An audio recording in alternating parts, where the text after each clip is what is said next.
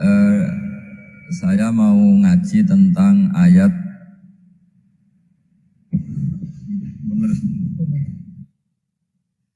Qul bifadlillahi wa birahmati fabidzalika falyafrahu. Ajarkan Muhammad atau katakan Muhammad pada umatmu, sebaiknya atau seharusnya mereka hanya gembira dengan melihat fadlnya Allah dan rahmatnya Allah. Ini harus kita pahami mulai dari konstruksi yang paling pokok, yaitu akidah. Dua ahwal. Ahwal itu satu perilaku sosial.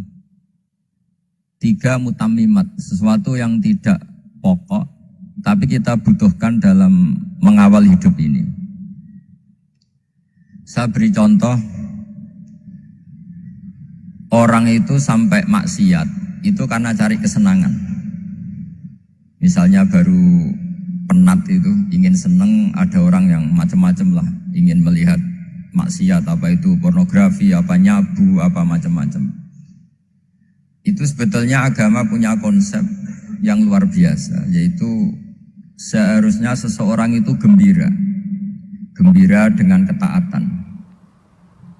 Lalu pertanyaannya, caranya gembira gimana? Gembira itu mudah. Jadi misalnya kamu sujud sama Allah Subhanahu wa taala. Terus cara berpikir begini, ini sekaligus ijazah. Cara berpikir begini. Ya Allah, ini kata Sayyidina Ali, kafani izzan an akuna laka abdan wa kafani fakhron an takuna li rabban. Ya Allah, betapa sialnya saya andaikan saya jadi budak dari makhluk yang sama.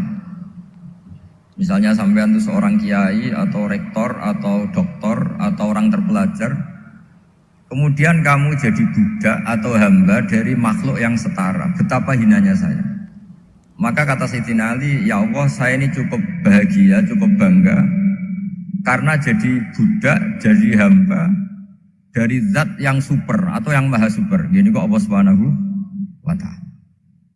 Sehingga ada kebahagiaan yang luar biasa karena menjadi hambanya Allah Subhanahu wa ta'ala. Setelah bangga dengan jadi hambanya Allah, maka kita akan malu.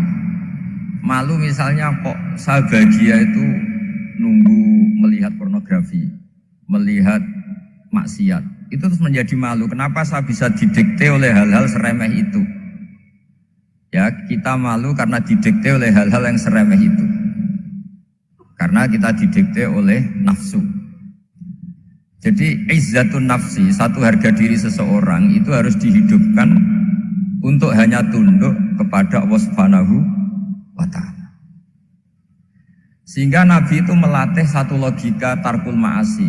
Nabi itu dulu ketika ada seorang pemuda yang, ya karena mungkin pemuda ya, dia itu mau masuk Islam, tapi uniknya kata pemuda tadi, saya masuk Islam tapi asal dibolehkan bebas zina. Jadi ini agak sableng gitu. Jadi mau masuk Islam syaratnya dibolehkan apa? Zina atau free sex gitu. Karena orangnya agak hiper. Itu Nabi tidak langsung mengancam dengan neraka enggak. Ketika mau pamit gitu semua sahabat melarang. Mah itu jangan, kamu jangan suan Nabi, itu permintaan yang nggak masuk akal.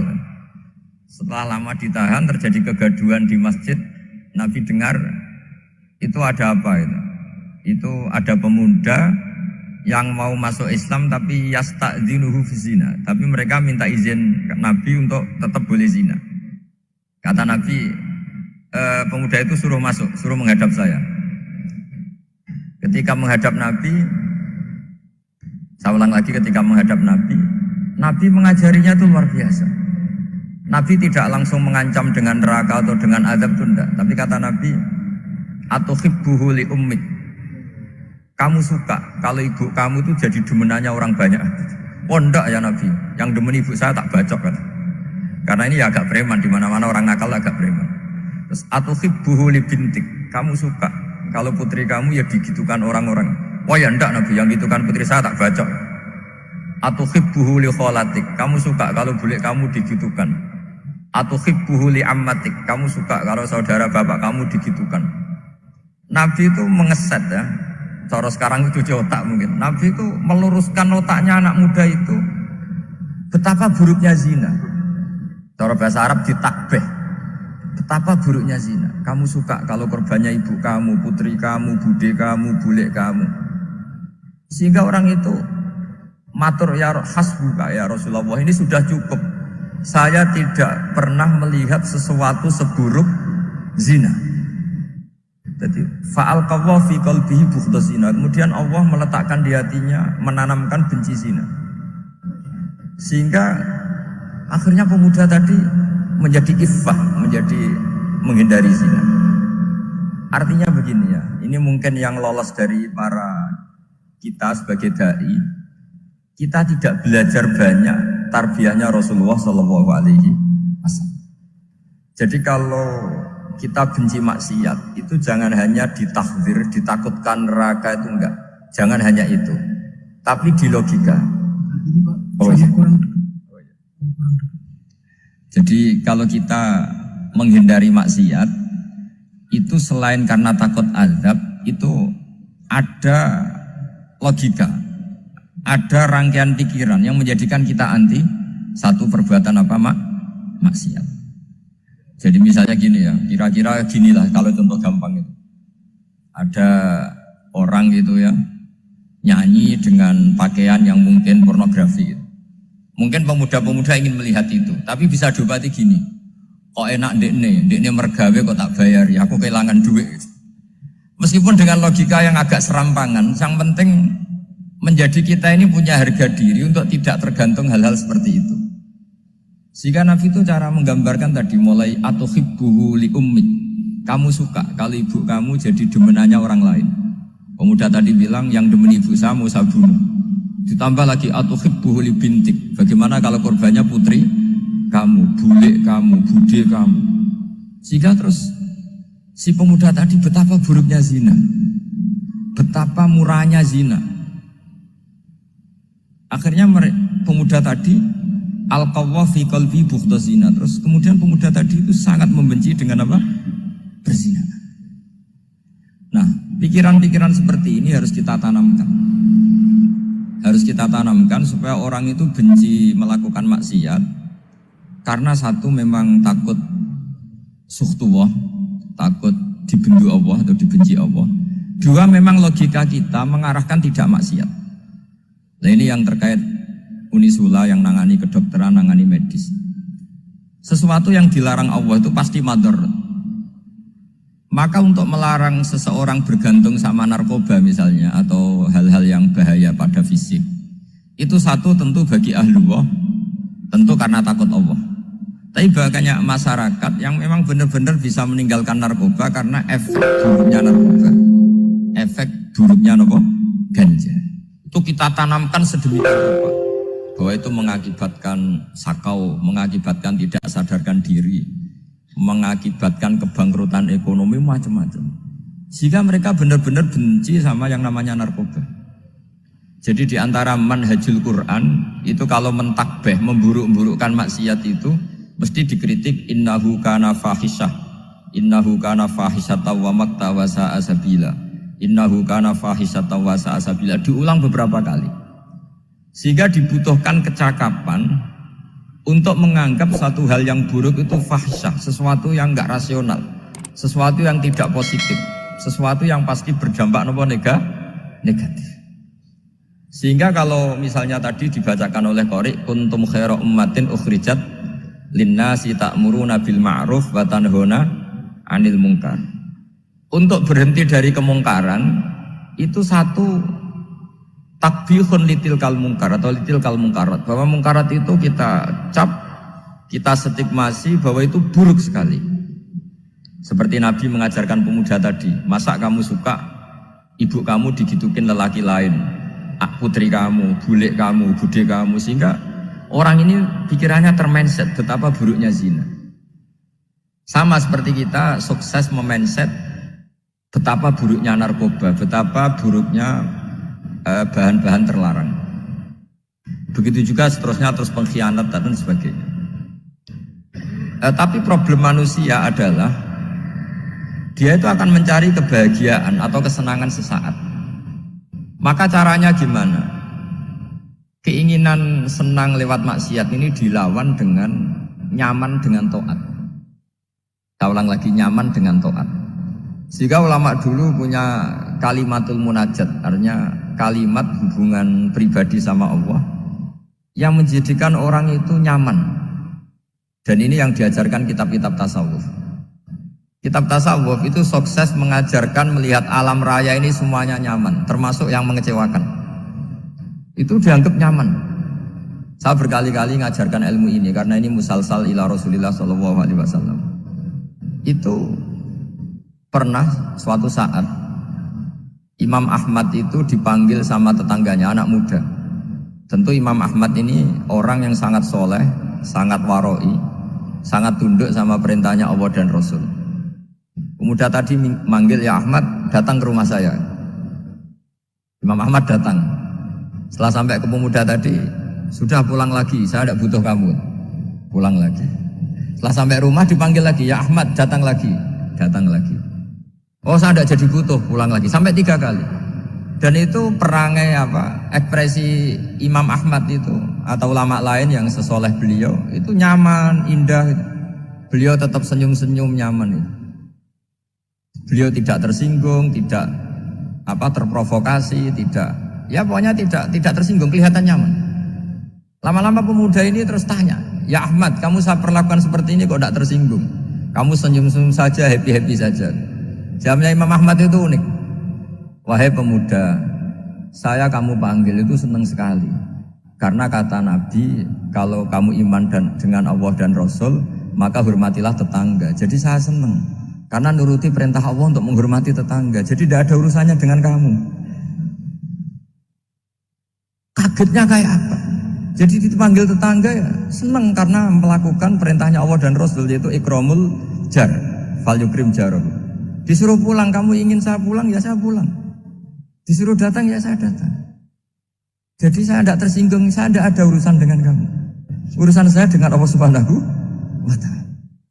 Itu kalau bapak-bapak istrinya ngomel terus sabar itu ya bagus. Saya tidak punya urusan. Kalau kamu terprovokasi oleh istri, berarti kamu didikte oleh makhluk. Masa seorang rektor didikte makhluk? Kan tidak keren. Apalagi seorang habib didikte makhluk, kan tidak keren. Yang bisa mendikte kita hanya Allah Subhanahu wa Ta'ala. Dan Allah mendikte kita, mengajarkan kita wa ashiruhunna bil ma'ruf fa in karihtumuhunna fa asa an takrahu shay'an wa yaj'alallahu fi khairan katsira. Jadi cara melihat istri kita bawel gitu atau cerewet, alhamdulillah ini ada pahala tanpa modal, cukup sabar. Kalau istri kamu sedang mesra malah mintanya ke mall, malah biayanya tinggi. Murah mana dapat pahala dimarahin sama saat mesra minta ke mall? Milih yang pertama kan? Nah ya itu tidak usah modal itu. Ya gitu aja. Jadi kalau istri sedang marah bawel, anggap saja ini rezeki. Dapat pahala tanpa apa? Biaya. Nah kalau pas rukun malah nantang ke mall, biayanya malah tinggi. Jadi ulama dulu itu melihat dunia itu happy. Pernah Imam Syafi'i dikasih tahu, orang yang tadi nyium tangan kamu ya, itu di rumah menghujat Anda. Jadi dia sopan hanya di depan Anda, kalau di luar menghujat Anda. Jawabnya Imam Syafi'i lucu. Ya baguslah. Yang cerita ini kaget. Kenapa bagus ya Aba Abdillah? Kalau manggil Imam Syafi'i ya Aba Abdillah. Ya berarti saya masih wibawa, di depan saya tidak berani katanya. Jadi dipandang enteng saja. Jadi kalau kamu di depan kamu istri kamu tidak berani belanja, tidak ada kamu belanja banyak, anggap saja Anda wibawa. Jadi enteng saja. Pernah Imam Syafi'i dikasih tahu, separuh dari kampung Anda itu gak suka kamu. Ya bagus lah. Kenapa? Oh nak rukun malah bakal utang katanya gitu. Kira-kira yang utang itu yang rukun apa yang neng-nengan? Yang rukun. Jadi enteng saja mungkin. Masyhur itu makalahnya Imam Syafi'i. Waman asa'a ilaika faqad atlaqaka. Orang yang berbuat buruk sama kamu berarti membebaskan kamu. Kalau saya sedang nenengan sama Habib Hasan Toha Putra, beliau naik Alphard gak nawarin saya sah karena baru nenengan. Tapi kalau sedang rukun malah harus repot mana? Rukun sama tidak rukun? Repot rukun sebetulnya. Jadi Imam Syafi'i itu happy saja. Kalau sedang rukun sama tetangga ya dianggap rukun itu satu kenikmatan. Sedang nggak rukun ya dianggap satu kenikmatan. Jadi orang dulu itu serilek itu melihat dunia. Kalau kita kan enggak, ego. Wah saya ini suami kok dimarahin istri. Wah ini egonya bangkit. Padahal egonya bangkit itu ada kebodohan di situ. Yaitu seorang rektor didikte seorang istri, seorang makhluk. Apalagi kalau Anda daftar wali itu tidak akan jadi wali. Ini wali kok tunduk sama makhluk. Karena didikte apa? Makhluk. Maka Imam Ahmad ketika tetangganya bully gitu ya santai saja, beliau happy. Ketika pemuda tadi eskal janggal, kenapa kamu nggak tersinggung ya Ahmad? Memangnya saya harus tersinggung gimana? Kan tak panggil tidak jadi, tak panggil tidak jadi. Hei pemuda, saya ini tidak punya urusan dengan kamu. Saya nuruti kamu karena perintahnya Allah. Saya senang melakukan perintah Allah, harus berbaik sama kamu. Sampai 3 kali. Jadi kebahagiaan ini pula yang harus kita latih dalam melakukan ketaatan. Tapi kalau kita sudah tidak bahagia dengan taat itu bahaya sekali.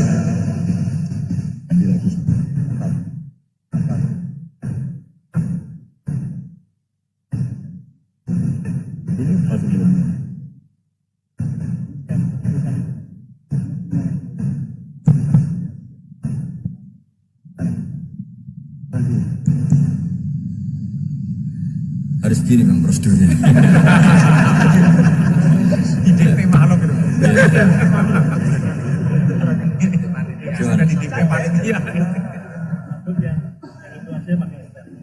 Oh yang baik bagus ini nak. Anut saja.